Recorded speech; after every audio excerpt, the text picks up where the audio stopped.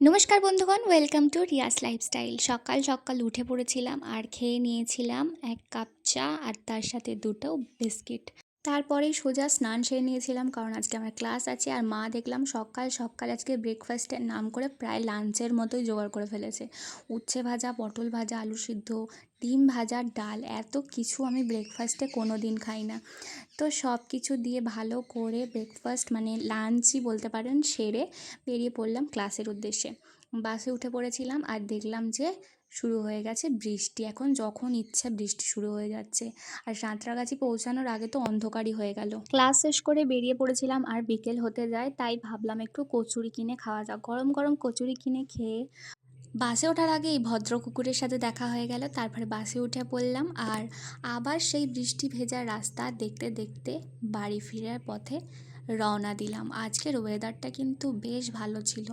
বাড়ি ফিরে ফ্রেশ হয়ে আর রাতের ডিনারটা সেরে নিচ্ছিলাম। রাতের ডিনারে আজকে ছিল রুটি আর সব রকম সবজি দিয়ে ভাজা।